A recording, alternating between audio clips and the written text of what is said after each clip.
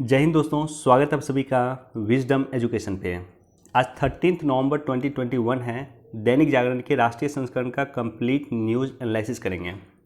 आगे बढ़ने से पहले हमारे चैनल पे नए हैं तो सब्सक्राइब कर दें, अपने दोस्तों के साथ, कलीग के साथ इसे शेयर कर दें। कोई क्वेश्चन पूछना चाहते हैं, कोई सुझाव देना चाहते हैं, कमेंट सेक्शन में दे सकते हैं और वीडियो को निश्चित तौर पर लाइक कर दें। साथ ही साथ जिन लोगों ने हमारा टेलीग्राम चैनल ज्वाइन नहीं किया है, जाकर के ज्वाइन कर सकते हैं। विजडम एजुकेशन के नाम से हमारा टेलीग्राम चैनल है, लिंक आपको डिस्क्रिप्शन में मिल जाएगा, या आप डायरेक्टली टेलीग्राम पे जाकर के विजडम एजुकेशन सर्च करोगे, हमारा चैनल आपको मिल जाएगा। प्रत्येक दिन दैनिक जागरण का PDF मैं वहाँ आपके लिए प्रोवाइड कर देता हूँ। फर्स्ट पेज पे ये न्यूज़ इंपॉर्टेंट है, इस न्यूज़ को जरूर आप लोग देखें और ये टॉपिक काफ़ी समय से चर्चा में है। देखो, सेना में दो तरह का कमीशन होता है, एक तो अस्थायी कमीशन होता है, एक होता है शॉर्ट सर्विस कमीशन, SSC उसे कहते हैं। तो महिलाओं को जो है अस्थायी कमीशन पहले नहीं मिलता था, महिलाओं को शॉर्ट सर्विस कमीशन मिलता था। सुप्रीम कोर्ट ने 2020 में सरकार को आदेशित किया कि आप सेनाओं में महिलाओं के लिए शॉर्ट सर्विस कमीशन की जगह परमानेंट कमीशन नियुक्त कीजिए। तो इसी के आलोक में ये न्यूज़ है और ये लगातार चर्चा में, पिछले एक वर्ष से देख रहा हूँ मैं, एक वर्ष से अधिक समय से, इनफैक्ट 1.5 वर्ष से ये लगातार चर्चा में है। तो डिटेल्स हम डिस्कस करेंगे कि शॉर्ट सर्विस कमीशन क्या होता है और परमानेंट कमीशन क्या होता है। Permanent commission and short service commission. Short service commission मतलब होता है कि आप सेना में गए, आपकी 10 वर्ष के लिए नियुक्ति की गई, 10 वर्ष के लिए आप सेना में जाकर के अपनी सेवा देते हैं और 10 वर्ष के बाद अगर आप एप्लीकेशन देंगे कि मुझे एक्सटेंशन चाहिए तो आपको मैक्सिमम 4 वर्ष का और एक्सटेंशन मिल सकता है। तो इस तरह से टोटल 14 ईयर आप सेना में अपनी सर्विस देते हैं। ये प्रोविज़न जो है ये महिला और पुरुष दोनों के लिए है, लेकिन पुरुष के लिए एक प्रोविज़न यह है कि पुरुष के लिए 10 वर्ष के पश्चात जो है आप अस्थायी कमीशन के लिए आपके लिए विकल्प होगा। आप सेना में अस्थायी कमीशन में जाना चाहते हैं तो अस्थायी कमीशन में जा सकते हैं, महिला नहीं जा सकती हैं। महिला मैक्सिमम 14 ईयर तक ही अपनी सेवा दे सकती है और पुरुष जो है मैक्सिमम अपने एज के 60 वर्ष तक सेवा दे सकते हैं सेना में। तो ये प्रोविज़न है। परमानेंट कमीशन मतलब होता है परमानेंट नौकरी एक तरह से। जैसे मान लो कि आप कोई जॉब ज्वाइन करते हो गवर्नमेंट सर्विस, तो वैसे कंडीशन में आपकी रिटायरमेंट एज लगभग 60 वर्ष के अप्रॉक्स होती है, तो इसी को परमानेंट कमीशन कहा गया। शॉर्ट सर्विस कमीशन में सिर्फ 14 वर्ष के लिए आप सेना में अपनी सर्विस देते हैं। परमानेंट कमीशन में आप अपनी उम्र के 60 वर्ष तक सेना में अपनी सर्विस देते हैं और इसके बदले सेना की जितनी भी फैसिलिटीज़ होती है, मसलन पेंशन हो गया, उसके बाद जो है अन्य जो भी चीज़ें होती हैं वो सारी की सारी फैसिलिटीज़ आपको मिलती हैं। तो पहले क्या था कि महिलाओं को शॉर्ट सर्विस कमीशन दिया जाता था, पुरुष के लिए भी शॉर्ट सर्विस कमीशन था, अभी भी दोनों के लिए शॉर्ट सर्विस कमीशन है। लेकिन पुरुष के पास एक विकल्प होता था कि शॉर्ट सर्विस कमीशन के बाद यानी 10 साल के बाद वो डायरेक्टली परमानेंट कमीशन के लिए अप्लाई कर सकते थे, महिला ऐसा नहीं कर सकती थी। तो इसी के लिए 2020 में आई थिंक मई महीने में सर्वोच्च न्यायालय का निर्णय आया, जिसमें उन्होंने केंद्र सरकार को आदेशित किया कि सेना में महिलाओं को भी परमानेंट कमीशन दीजिए। बेसिकली ये केस किया गया था 2003 में और इसका डिसीजन आया है 2020 में। सुप्रीम कोर्ट ने महिलाओं को परमानेंट कमीशन में शामिल करने का निर्णय दिया। इसके बाद देख रहे हैं कि परमानेंट कमीशन में धीरे धीरे महिलाओं को शामिल किया जा रहा है, तो उसी के संबंध में ये न्यूज़ है। तो बेसिक आइडिया आई थिंक आपको आ गया होगा कि शॉर्ट सर्विस कमीशन क्या है और परमानेंट कमीशन क्या है, और साथ ही साथ सर्वोच्च न्यायालय ने अपने निर्णय में क्या कहा है। विशेष ट्रेन का टैग हटा, कोरोना से पहले का किराया बहाल। तो विशेष ट्रेन, जो भी ट्रेन चलती थी, जैसे राजधानी ट्रेन हो गई, जैसे पटना इंटरसिटी हो गया, या कोई भी ट्रेन था, तो वो उसमें विशेष ट्रेन का टैग लगा होता था, जो अब हट गया और पहले का जो किराया था वही किराया अब बहाल हो गया। तो अच्छा न्यूज़ है ये एग्जाम पर्सपेक्टिव से इंपॉर्टेंट नहीं है, लेकिन आपको आम जिंदगी से जुड़ी हुई न्यूज़ है, इसलिए इसको भी आपको जानकारी होना चाहिए।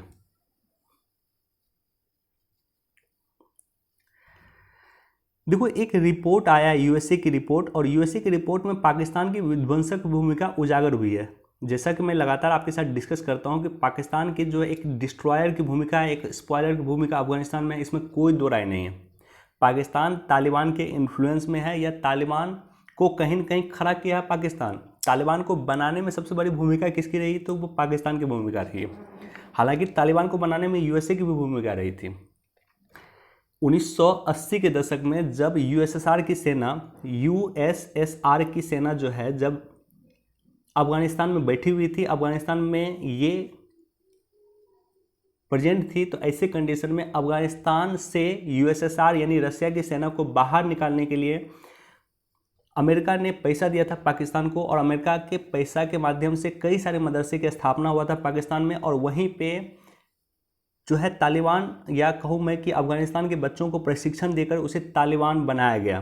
तो वहीं धीरे धीरे उसे आतंकवादी बनाया गया। आतंकवाद की शुरुआत जो है, तालिबान की शुरुआत जो है एक तरह से पाकिस्तान में हुई है, और इसके लिए फंड दिया था बेसिकली यूएसए। इस पर मैंने सेपरेट वीडियो बनाया था तालिबान के मुद्दे पे, आप लोग उसे देख सकते हैं, लिंक आपको डिस्क्रिप्शन में मिल जाएगा।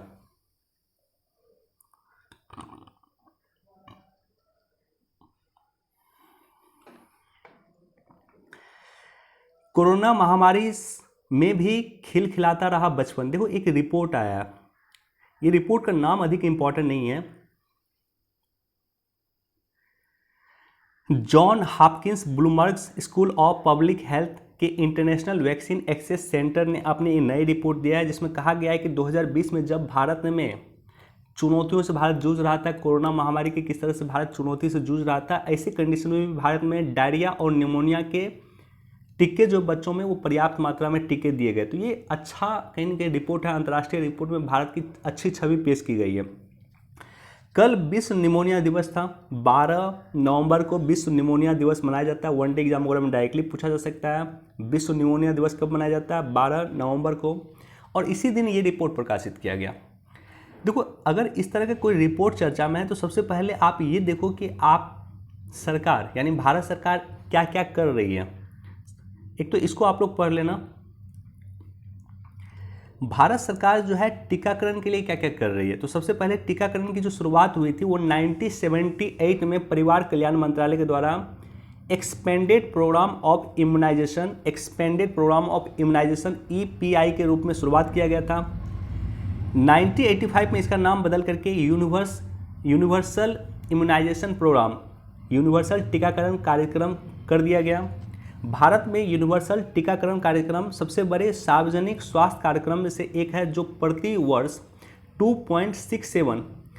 करोड़ 67 लाख नवजात शिशुओं और 2.9 करोड़ गर्भवती महिलाओं को लक्षित करके इन्हें टीका देने का काम करती है। अब देखो इसमें टीकाकरण का कवरेज 90% तक बढ़ाने के लिए सरकार ने एक योजना की शुरुआत किया था, एक मिशन का इनफैक्ट शुरुआत किया था। इसी मिशन का नाम है मिशन इंद्रधनुष, और मिशन इंद्रधनुष का अभी तीसरा चरण चल रहा है।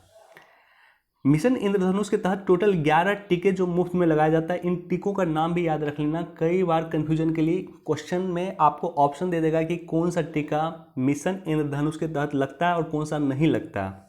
तो 11 टीके जो मुफ्त में लगते हैं मिशन इंद्रधनुष के तहत, उसमें है डिप्थीरिया, काली खांसी, tetanus, polio, TB, hepatitis B, meningitis, pneumonia, haemophilus influenza type B संक्रमण, जापानी encephalitis, rota virus vaccine, pneumococcal conjugate vaccine, खसरा रुबेला वैक्सीन। ये 11 वैक्सीन को शामिल किया गया है जो मुफ्त में टीका दिया जाता है मिशन इंद्रधनुष के तहत। अब देखो यहाँ पे रोटा वायरस का जिक्र है, तो रोटा वायरस के बारे में आपको पता होना चाहिए कि रोटा वायरस जो दिया जाता है डायरिया के लिए बेसिकली दिया जाता है। बच्चों में डायरिया रोकने के लिए रोटा वायरस दिया जाता है, रोटा वायरस वैक्सीन दिया जाता है।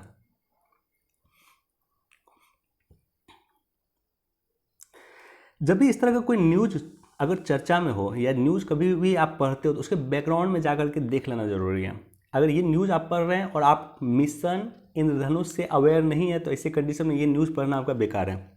न्यूज़ पढ़े हो उसके बैकग्राउंड में जाकर के पक्का उस न्यूज़ के बारे में आपको समझना चाहिए कि आखिर इसकी शुरुआत कहाँ से हुई, आखिर सरकार क्या क्या कर रही है इम्यूनाइजेशन के लिए, टीकाकरण के लिए सरकार अभी तक क्या क्या कर रही है। तो ये सब बेसिक अंडरस्टैंडिंग आपकी क्लियर होनी चाहिए।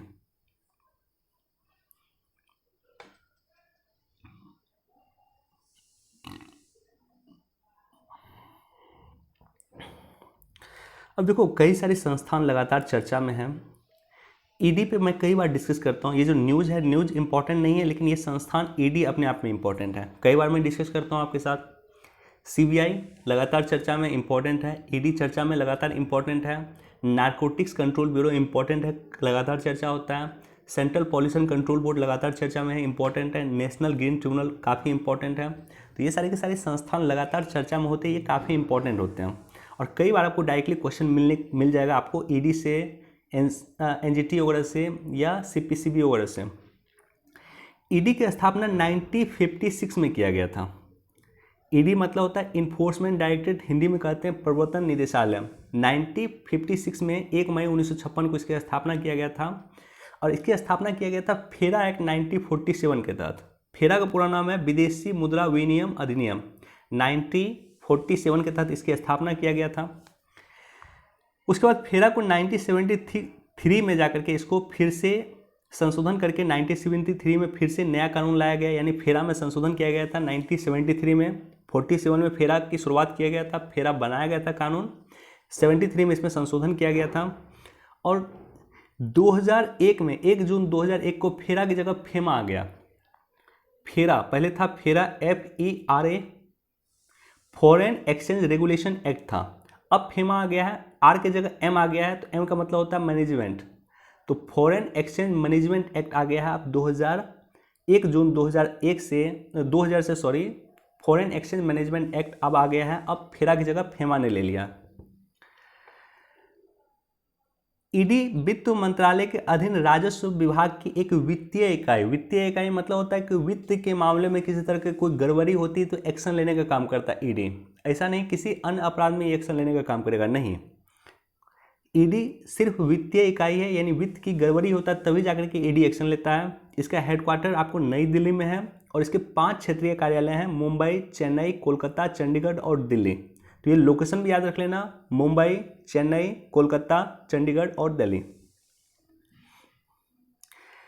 ईडी बेसिकली 2 एक्ट के उल्लंघन पे काम करता, 2 एक्ट का उल्लंघन होगा तभी जाकर के ईडी एक्शन लेगा, अदरवाइज ईडी एक्शन नहीं लेगा।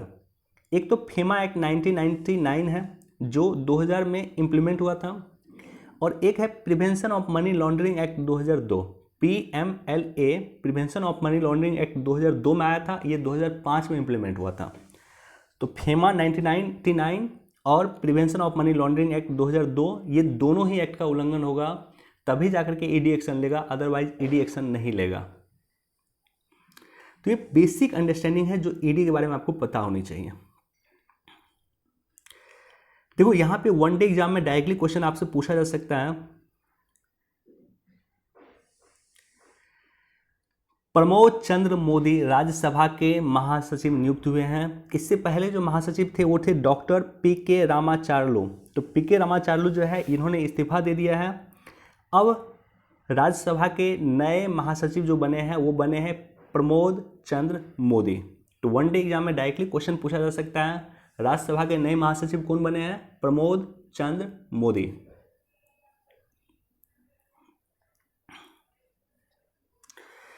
देखो आज के न्यूज़ अगर आप पढ़ोगे तो बिजनेस पेज पे भी 1-2 न्यूज़ आपको दिया हुआ है और वो सारा का सारा न्यूज़ रिलेटेड है कहीं ना कहीं वित्तीय समावेशन से।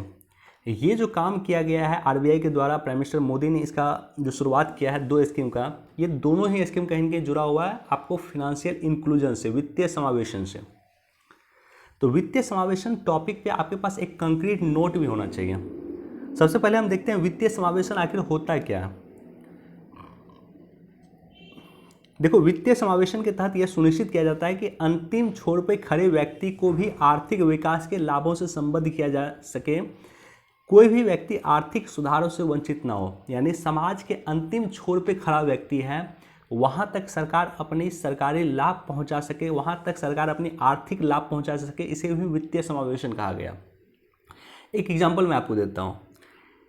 अंडमान निकोबार द्वीप समूह का जो है एक सेंटिनलीज जनजाति है। सेंटिनलीज जनजाति आज भी सरकार वहाँ तक नहीं पहुँच पाई है, आज भी सरकार उस एक्सेस नहीं कर पाई है सेंटिनलीज जनजाति को, सेंटिनलीज जनजाति सॉरी।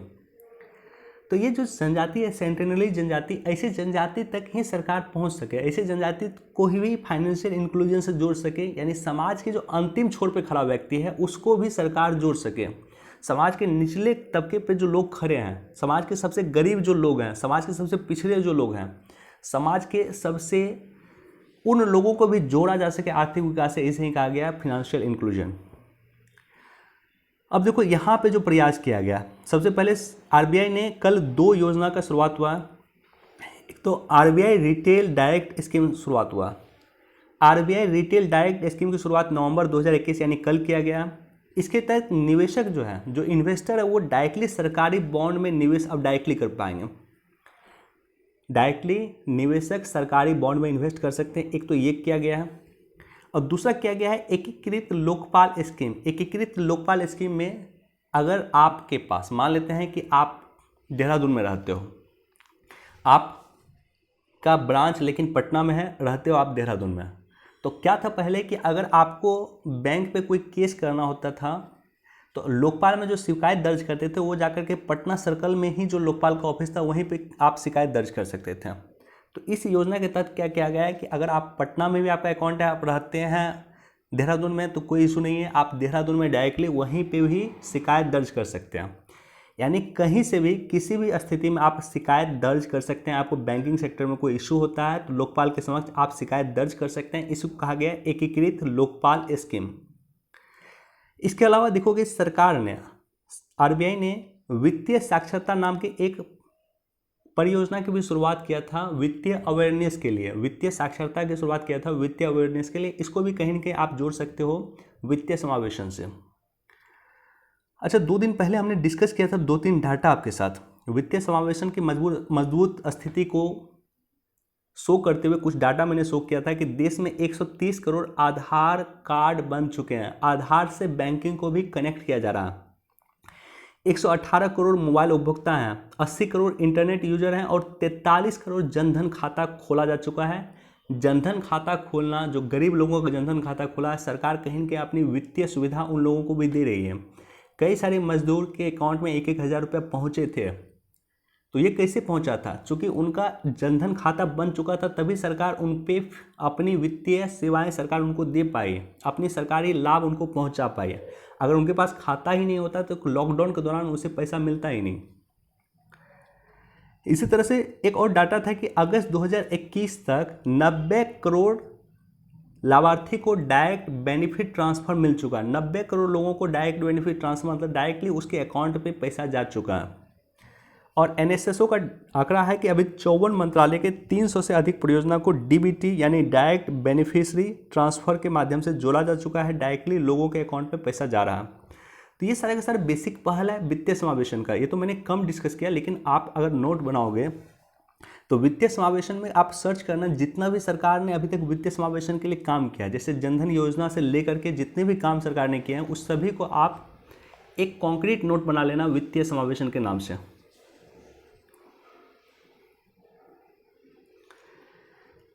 देश में साइबर सिक्योरिटी के लिए मजबूत कानून की बड़ी ज़रूरत है। ये हमारे देश के जो है सीडीएस हैं, general Bipin Rawat, chief of defence staff इसे कहा गया है। ये नया पद सृजन किया गया था 2019 में, और देश के पहले सीडीएस जनरल बिपिन रावत ही थे। इन्होंने कहा है कि देश में साइबर सिक्योरिटी के लिए मजबूत कानून की ज़रूरत है। निश्चित तौर पर देश में मजबूत कानून की ज़रूरत है। अब देखो, इसको लेकर के मैं थोड़ा सा आपके साथ एक्स्ट्रा डिस्कस करता हूं कि एक रिपोर्ट जारी किया गया है साइबर सिक्योरिटी के लिए। एक रिपोर्ट ITU का रिपोर्ट है, international telecommunication union, ITU Hindi में कहते हैं भारत अंतर्राष्ट्रीय दूरसंचार संघ का एक रिपोर्ट है, जिस रिपोर्ट का नाम है ग्लोबल साइबर सिक्योरिटी इंडेक्स 2020। इस रिपोर्ट में 2020 में भारत 37 स्थानों की बढ़त के साथ 10वें स्थान पर पहुंच चुका है। ये काफ़ी प्रोग्रेस भारत ने किया है साइबर सिक्योरिटी के सेक्टर में। जो पहले 37 स्थान पहले था, अब डायरेक्टली 10th स्थान पर भारत आ चुका है। इसका मतलब साइबर सिक्योरिटी में भारत ने काफ़ी अच्छा काम किया। भारत को 100 अंकों में 97.5 अंक मिले हैं। निश्चित तौर पे काफ़ी अच्छा अंक मिले हैं। अब देखो, 1 जुलाई को डिजिटल इंडिया की 6वीं वर्षगांठ मनाया गया है। 1 जुलाई डिजिटल इंडिया की शुरुआत हुआ था 2015 में। सर्ट इन के अनुसार, सर्ट इन क्या है मैं नीचे डिस्कस करूंगा। सर्ट इन के अनुसार 2016 से 18 के बीच में साइबर हमलों से प्रभावित रहने वाला दूसरा सबसे बड़ा देश था भारत। यानी सबसे अधिक साइबर हमला जो है विश्व में 2nd नंबर पे हुआ था, वो भारत में हुआ था 2016 से 18 के बीच में। ये मैं नहीं बोल रहा हूँ, सर्ट इन की रिपोर्ट बोल रही है। भारत 2024 तक साइबर इंश्योरेंस में $22.4 बिलियन की भारत की मार्केट हो जाएगी, जो 2017 में $4.2 अरब का था। 2024 में ये $22.4 अरब का साइबर सिक्योरिटी इंश्योरेंस या साइबर इंश्योरेंस उसे कहते हैं, साइबर इंश्योरेंस का मतलब होता है कि साइबर से अगर आपकी क्षति होती है, जो कंपनी इंश्योरेंस करेगी साइबर के द्वारा, अगर आपकी क्षति होती है तो उसकी भरपाई वो कंपनी आपको करेगी। अब एक और इम्पॉर्टेंट फैक्ट याद रख लेना, वन डे एग्जाम अगर हम पूछ सकता है या बीपीएससी अगर हम पूछ सकता है कि 9 सितंबर 2021 को मध्य प्रदेश का जो है पावर सेक्टर में साइबर प्रबंधन योजना लागू करने वाला देश का पहला राज्य बन चुका है मध्य प्रदेश। आई रिपीट, 9 सितंबर 2021 को मध्य प्रदेश पावर सेक्टर में साइबर क्राइसिस प्रबंधन योजना लागू करने वाला, साइबर सिक्योरिटी लागू करने वाला देश का पहला राज्य बन चुका है। अब देखो, चूंकि ये शुरुआत किया था इसकी आईटीयू, तो आईटीयू के बारे में बेसिक इन्फॉर्मेशन पता होना चाहिए आपको। संयुक्त राष्ट्र की एक विशेषीकृत एजेंसी है। संयुक्त राष्ट्र पे मैंने एक सेपरेट वीडियो बनाया था, उसमें जितने भी संयुक्त राष्ट्र की एजेंसी है सबका हमने डिस्कस किया था। आप लोग को उसका भी लिंक डिस्क्रिप्शन में मिल जाएगा, आप लोग देख लेना वो वीडियो। इसकी स्थापना 1865 में किया गया था और इसका हेडक्वार्टर जिनेवा में। भारत 4 वर्ष की अवधि के लिए 2019 से लेकर के 22 तक पुनः आईटीयू का परिषद का जो सदस्य है वो चुना गया। भारत 1952 से इसका एक नियमित सदस्य है। साइबर अपराध पे एक कन्वेंशन साइन हुआ था, इसे बुडापेस्ट कन्वेंशन भी कहते हैं। डायरेक्टली क्वेश्चन कई बार आपको पूछ देगा बुडापेस्ट कन्वेंशन किससे संबंधित है, तो ये साइबर अपराध पे संबंधित है। तो साइबर अपराध को रोकने के लिए कन्वेंशन हुआ था और भारत इस कन्वेंशन का हस्ताक्षर नहीं है, भारत ने इस पर साइन नहीं किया। बुडापेस्ट कन्वेंशन पूछ सकता है डायरेक्टली, साइबर सिक्योरिटी से संबंधित है और इस पे भारत ने साइन नहीं किया।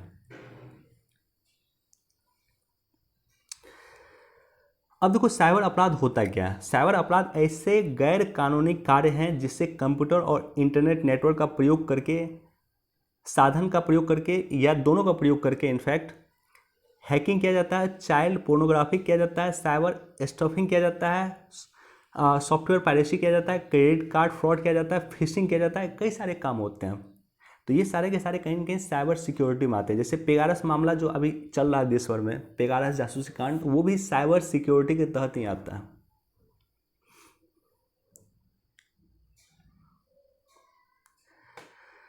अब देखो, साइबर सिक्योरिटी को रोकने के लिए भारत की इतनी अच्छी रैंक आई है, 10th नंबर पे भारत है, तो इसके लिए भारत सरकार ने क्या क्या प्रयास किया, तो कुछ प्रयास को हम देखते हैं।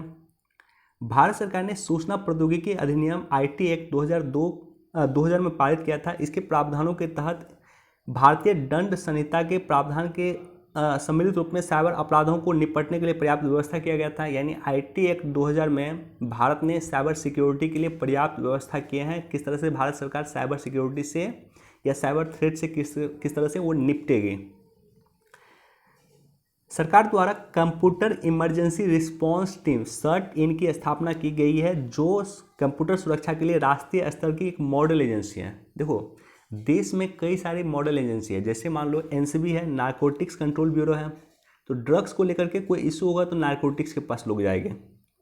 लेकिन इसी तरह से देश में सर्ट इन भी एक जो है मॉडल एजेंसी है। अगर कहीं भी साइबर सिक्योरिटी से लेकर के कोई मैटर होगा तो सरकार किसके पास जाएगी या कौन संस्था उसके लिए उत्तरदायी होगा, तो उसके लिए सारा का सारा काम जो ये संस्था ये करती है। तो computer emergency response team IN ये संस्था जो है बेसिकली साइबर सिक्योरिटी के लिए मॉडल एजेंसी का काम करती है।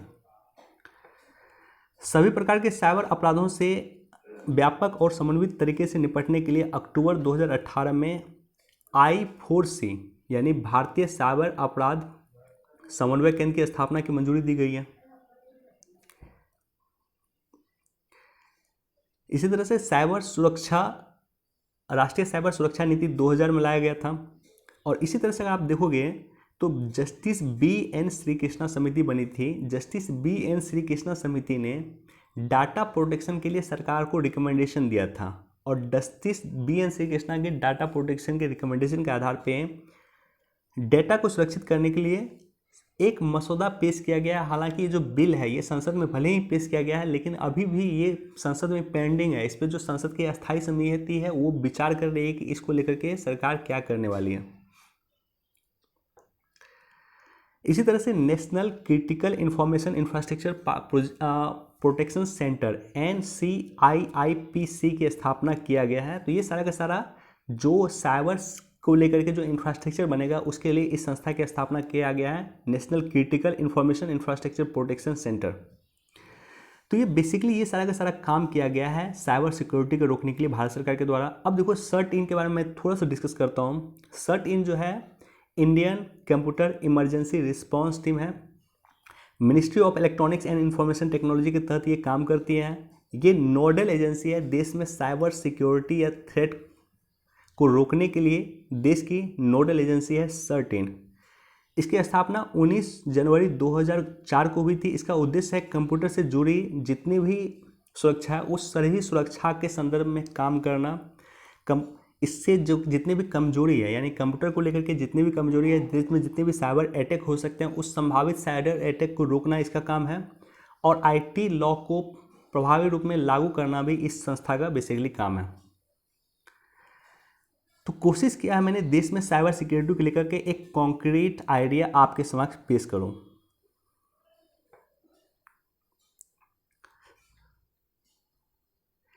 आज़ादी के 100वें वर्ष तक विश्व का सबसे प्रमुख देश होगा भारत। देखो डोवल साहब हैं और डोवल साहब विजिट कहाँ किए हैं। अगर आप आईपीएस बनते हैं तो उसके बाद आपकी जो ट्रेनिंग होती है वो होती है हैदराबाद के राष्ट्रीय सरदार वल्लभ भाई पटेल राष्ट्रीय पुलिस अकादमी में। तो सरदार वल्लभ भाई पटेल राष्ट्रीय पुलिस अकादमी हैदराबाद में है, वहीं पे आईपीएस की ट्रेनिंग होती है। उसी ट्रेनिंग का जो परेड सेशन ये आयोजित किया गया था, जब पासिंग आउट परेड होता है, जब आप की ट्रेनिंग कंप्लीट होती है उसके बाद आप पासिंग आउट परेड होता है, तो उसी में ये हमारे देश के अजीत डोभाल जी ने पार्टिसिपेट किया था।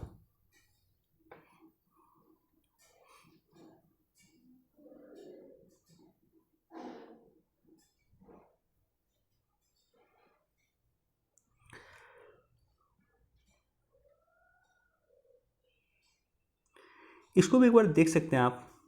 रक्षा उत्पाद में निजी क्षेत्र को प्रोत्साहन केंद्र द्वारा शुरू किया जाएगा। देखो भारत ने दो जो है डिफेंस कॉरिडोर की बेसिकली स्थापना किया, नींव शुरुआत किया है। एक डिफेंस कॉरिडोर हमारा तमिलनाडु में बन रहा है और दूसरा डिफेंस कॉरिडोर हमारा बन रहा है आपको उत्तर प्रदेश में। तो दोनों ही डिफेंस कॉरिडोर में कई सारे प्राइवेट कंपनी की इन्वॉल्वमेंट होगी। जो पैसा हम विदेश से सामान मंगाने में देते हैं वो पैसा हम भारत से ही, भारत की कंपनी के द्वारा परचेज करेंगे। आपको याद होगा कि भारत सरकार ने एक आदेश पारित किया था। उस आदेश में कहा गया था कि भारत सरकार आगामी कुछ वर्षों में, टू बी फ्रैंक 2024 तक भारत सरकार 101 रक्षा उत्पादों के आयात को प्रतिबंधित कर देगी। 101 रक्षा उत्पाद को भारत खुद ही बनाना शुरू कर देगी और धीरे धीरे उसे प्रतिबंधित कर देगी। यानी 101 रक्षा उत्पाद जो है अब हम विदेश से नहीं मंगाएंगे, इंडिया में प्रोड्यूस करेंगे। और यही कंपनी इंडिया में, ऐसा नहीं कि गवर्नमेंट कंपनी प्रोड्यूस करेगी, कई सारी प्राइवेट कंपनी को भी इन्वॉल्व किया जा रहा है कि आप भी प्रोडक्शन में पार्टिसिपेट कीजिए। तो इससे क्या होगा कि भारत आत्मनिर्भर हो पाएगा। जो पैसा हमारा विदेशी मुद्रा भंडार जो हमारा खर्च होता है रक्षा के सेक्टर में, वो हम डिपेंड हो पाएंगे। युद्ध जैसी स्थिति से निपटने में ये काफ़ी सहायक होगी।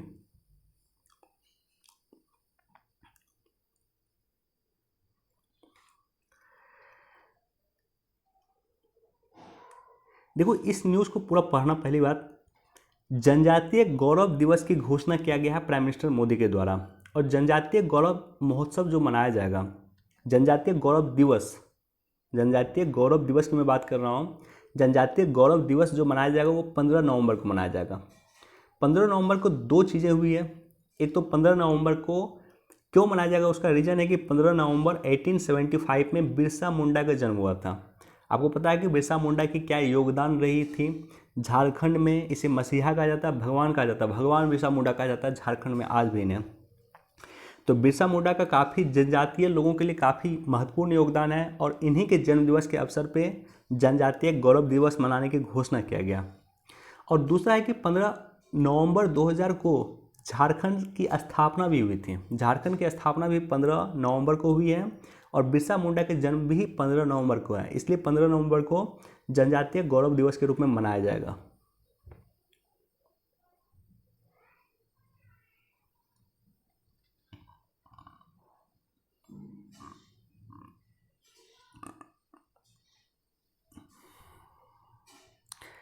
माँ अन्नपूर्णा को मिलेगा रामलला का सानिध्य। माँ अन्नपूर्णा की जो मूर्ति है ये 100 वर्ष से हमारे देश में नहीं रही है, एक कनाडा में थी और कनाडा से डायरेक्टली इंडिया मंगाया गया।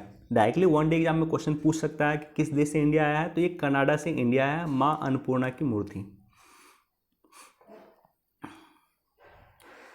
देखो इसके रिगार्डिंग ये जो पॉलिटिकल न्यूज़ है, लेकिन यहाँ पे भी आपको बैंकिंग सेक्टर या वित्तीय समावेशन के बारे में आपको पता होना चाहिए। बहुत सारा न्यूज़ ऐसा होता है जो पॉलिटिकल न्यूज़ होता है, जो आपको पढ़ने की आवश्यकता नहीं है, लेकिन उसके बैकग्राउंड को जब आप समझोगे, एनडीए से पहले बैंकिंग सिस्टम को पहुंचाया था नुकसान, यानी जो कांग्रेस के समय थे उस समय में बैंकिंग सेक्टर को नुकसान पहुंचाया गया था, ये प्राइम मिनिस्टर मोदी ने कहा है। तो आखिर एनडीए आने के बाद क्या बदला, क्या बैंकिंग सेक्टर में सरकार ने किया है, तो ये बेसिक चीज़ें हैं जो आपको समझनी होगी किसी न्यूज़ को पढ़ने के बाद। आपको ये नहीं देखना है कि क्या कांग्रेस ने क्या नुकसान पहुंचाया, ये नहीं देखना। आज़ादी के बाद आज तक बैंकिंग सेक्टर को इम्प्रूव करने के लिए सरकार ने क्या क्या काम किया है, इसके बारे में बेसिक जानकारी आपको होना चाहिए। वित्तीय समावेशन के लिए सरकार ने क्या क्या किया। देखो इस न्यूज़ पे भी हमने ऑलरेडी डिस्कस कर लिया ऊपर, और इसके रिगार्डिंग भी हमने कई बार डिस्कस किया। इसको पढ़ लेना एक बार, बहुत ज़्यादा इंपॉर्टेंट नहीं है, ऑलरेडी कई बार हमने डिस्कस किया हुआ।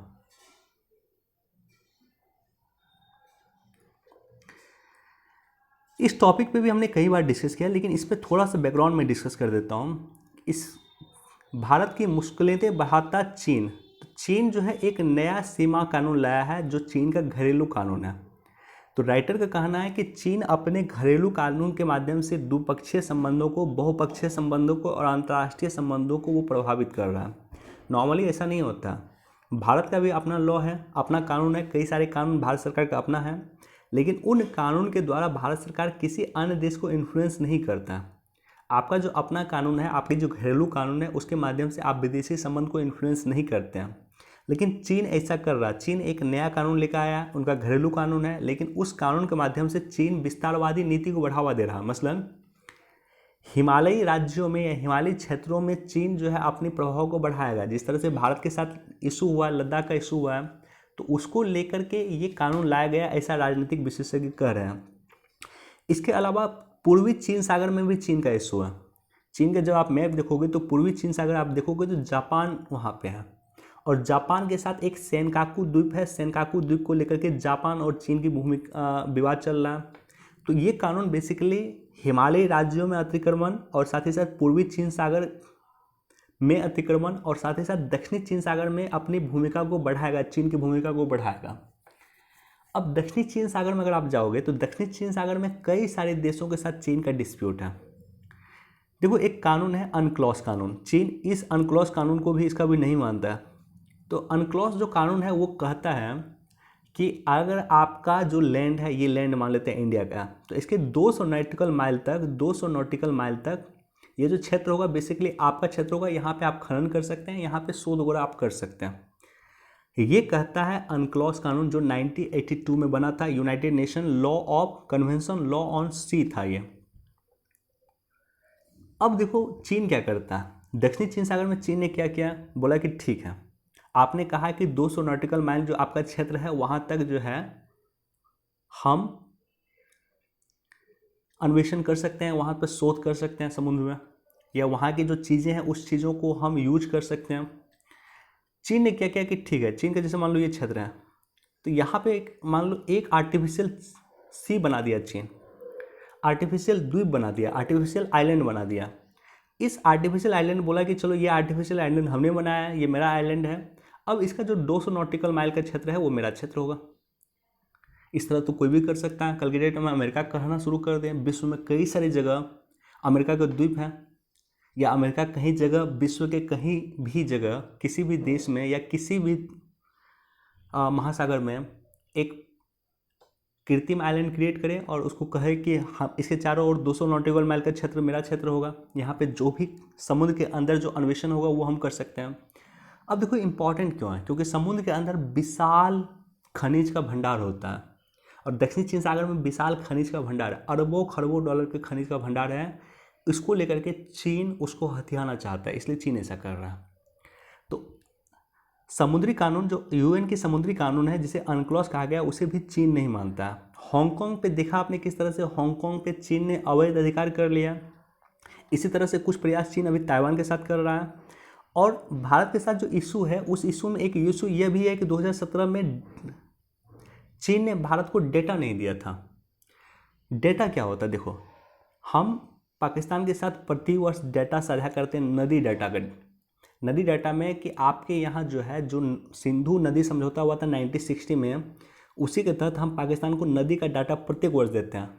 युद्ध हो, कोई भी कंडीशन हो, हम नदी का डाटा प्रत्येक साल पाकिस्तान के साथ साझा करते हैं कि इस नदी में कितना पानी छोड़ा जाएगा, ताकि उस अनुसार अपने यहाँ आप व्यवस्था कर लीजिए। आपके यहाँ पानी कमी हो सकती है तो उसका व्यवस्था आप कर लीजिए, या आपके यहाँ पानी अगर इतना आएगा तो बाढ़ अगर आएगा तो उसके अनुसार आप व्यवस्था कर लीजिए। कभी कभी क्या करता है कि चीन भारत को जो है डाटा नहीं देता, तो डाटा अगर नहीं देगा तो ब्रह्मपुत्रा नदी जो पाकिस्तान से भारत में आती है, वो कितना नदी कितना पानी लेकर आएगा, कितना कम पानी होगा या कितना अधिक पानी होगा, इसका भारत को पता नहीं चलेगा। तो ऐसे कंडीशन में 2017 में जो असम क्षेत्र में बाढ़ आया था, चूँकि चीन ने भारत को डाटा नहीं दिया और भारत को पता नहीं था कि कितना पानी जो है ब्रह्मपुत्रा में छोड़ा गया, तो इसको रेगुलेट करने के लिए भारत ने कोई प्री प्लान नहीं किया था, तो इसलिए ये बाढ़ आया। तो ये बेसिकली ये सारा का सारा इशू डिस्कस किया गया इस एडिटोरियल में। चीन के नए जो कानून है, नया कानून है, नया सीमा कानून है, उसी को लेकर के इस एडिटोरियल में डिस्कस किया गया। तो बेसिक पॉइंट है, ऑलरेडी हमने पहले भी डिस्कस किया इस सारे इशू को। और साथ ही साथ अगर आपको डीप अंडरस्टैंडिंग चाहिए तो चाइना को लेकर के हमने सेपरेट वीडियो बनाया था, वो जाकर के देख सकते हैं, लिंक डिस्क्रिप्शन में मिल जाएगा, जहाँ पे हमने चीन और इंडिया का जो पॉजिटिव रिलेशन है, जो नेगेटिव रिलेशन है, सभी को हमने डिटेल में एक्सप्लेनेशन किया है।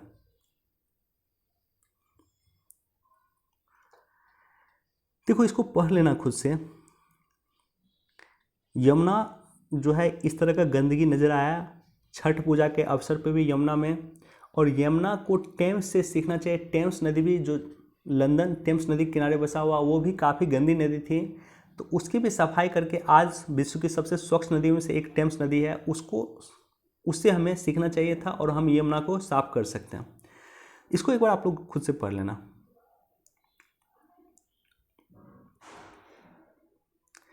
देखो, जब भी पेपर पढ़ो, कोई भी टाइगर रिजर्व अगर चर्चा में है तो टाइगर रिजर्व के बारे में आपको पता होना चाहिए।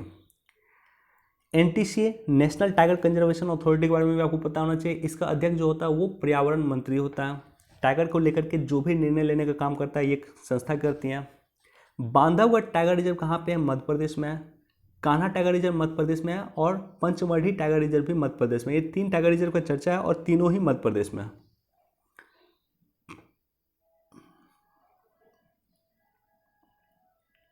सिरमौर कहाँ पे है? तो सिरमौर हिमाचल प्रदेश में है।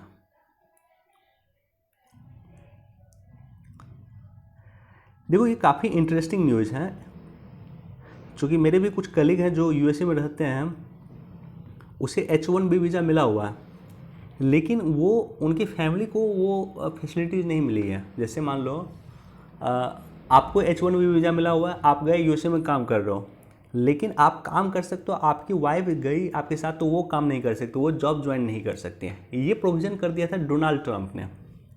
यानी जो H1B वीज़ा धारक हैं वहीं सिर्फ और सिर्फ काम कर सकते हैं, उनकी वाइफ, उनके कलीग काम नहीं कर सकते, उनकी वाइफ वगैरह काम नहीं कर सकते हैं, उनके स्पाउस काम नहीं कर सकते हैं। अमेरिका के रोजगार को प्रोटेक्शन करने के लिए इस तरह का काम किया था डोनाल्ड ट्रंप ने। डोनाल्ड ट्रंप ने ये प्रोविज़न किया था। तो उसके बाद अब क्या किया गया है कि चेंज कर दिया गया है कि आप गए हैं, आपको वीज़ा मिला, मान लेते हैं H1B वीज़ा मिला हुआ, आपको मिला हुआ, तो आपके हस्बैंड या आपकी वाइफ दोनों में से कोई अमेरिका में अन्य जगह जॉब ढूंढ करके नौकरी कर सकते हैं।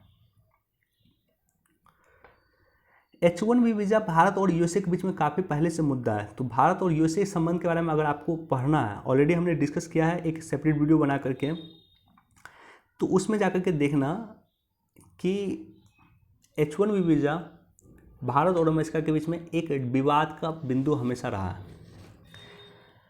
देखो, फाइनली समाप्त हो चुका है COP26, और मुझे एग्जैक्टली नहीं पता है कि अभी इसमें क्या कमिटमेंट किया गया है, इसलिए मैं इसको देख करके अगर होगा तो सेपरेट वीडियो मैं बना दूंगा। लेकिन अगला सम्मेलन जो हो रहा है वो हो रहा है 2022 में, मिस्र में अगला सम्मेलन होगा।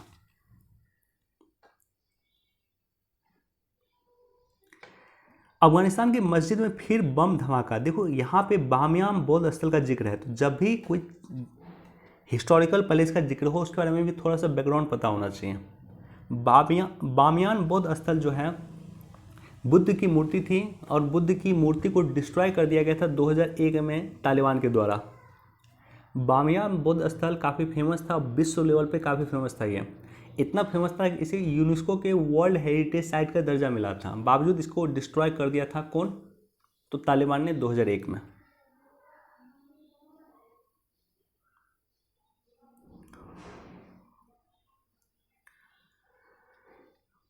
देखो यहाँ पे एक इंटरेस्टिंग रिपोर्ट आया, मैं चाहता हूँ कि थोड़ा सा इसके बारे में आपको डिस्कस किया जाए, बताया जाए। इस रिपोर्ट में कहा गया कि पिछले 24,000 वर्ष में, यानी हिमयुग के बाद जो है, पिछले 24,000 वर्ष में पृथ्वी जितना गर्म नहीं हुई है, उससे अधिक गर्म पिछले 150 वर्ष में हुई है। और पिछले 150 वर्ष का भी अगर आप मूल्यांकन करोगे तो 150 वर्ष में पिछले गर्म हुआ है पिछले 120 वर्ष में, उससे अधिक पृथ्वी गर्म हुआ है पिछले 30 वर्ष में। 1990 के बाद पृथ्वी सबसे अधिक गर्म हुआ। तो 24,000 वर्ष में जितना पृथ्वी गर्म नहीं हुआ उतना गर्म हुआ पिछले 150 वर्ष में, और 150 वर्ष में पृथ्वी जितना गर्म नहीं हुआ उतना पिछले 30 वर्ष में गर्म हुआ। चलिए, इतना ही न्यूज़ हमारे पास इंपॉर्टेंट था। वीडियो देखने के लिए धन्यवाद। अपने दोस्तों के साथ, कलीग के साथ जो भी कमीशन की तैयारी कर रहे हैं, यूपीएससी की तैयारी कर रहे हैं, स्टेट पीसीएस की तैयारी कर रहे हैं, किसी भी वनडे एग्जाम की तैयारी कर रहे हैं, उनके साथ जरूर शेयर कर दें। Thank you so much.